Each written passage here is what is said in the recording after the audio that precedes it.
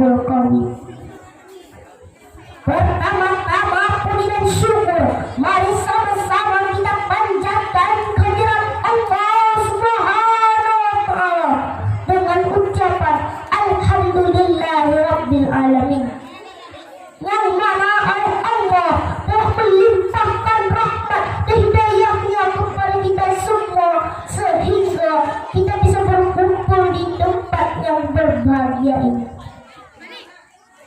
Selanjutnya, selawat dan salam mari sama-sama kita junjungkan kepada baginda Rasulullah SAW dengan ucapan Allahumma salli ala Sayyidina Muhammad, yang mana oleh beliau telah membawa kita dari alam jahiliyah ke alam Islamiyah, dari alam kebodohan ke alam yang penuh dengan ilmu pengetahuan.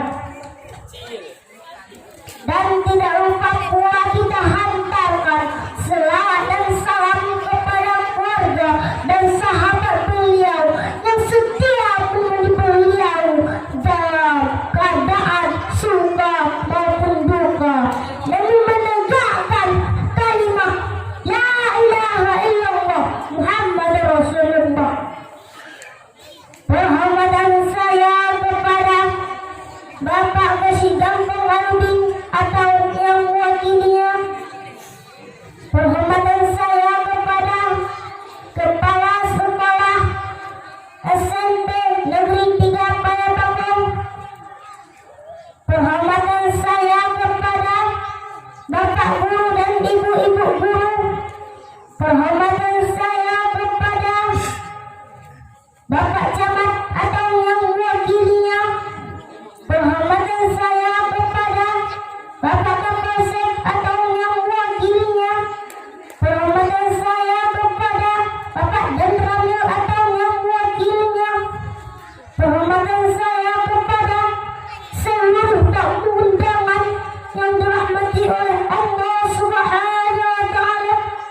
Perhormatan saya kepada abang-abang, kakak-kakak dan teman-teman sekalian. Perhormatan saya kepada seluruh kaum muslimin muslimat yang telah hadir di tempat yang berbahagia ini. Pada kesempatan ini saya menyampaikan pidato tentang cinta Rasulullah Sallallahu Alaihi Wasallam. Kakak-kakak, abang-abang, bagaimana cara kita mencintai Rasulullah Sallallahu Alaihi Wasallam? Cara kita mencintai Rasulullah Sallallahu Alaihi Wasallam, kita harus mengenal siapa beliau. Ada pepatah mengatakan, tak kenal maka tak sayang, tak sayang maka tak cinta. Seperti ngetren sekarang, cinta karena cinta, tak perlu kau tanyakan, tak bisa jelaskan karena hati ini telah bicara. Kita bisa mengenal beliau dengan membaca Al-Quran, karena di Al-Quran tak menceritakan tentang Rasulullah Sallallahu Alaihi Wasallam.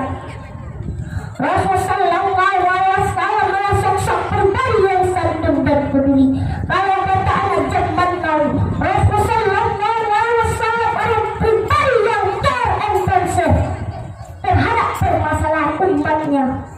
Masih adakah orang mukmin yang berpaling dari beliau? Justru mencari idola palsu seperti Spiderman, Batman, Iron Man, sampai tukang semen. Kalau idola palsunya anak remaja,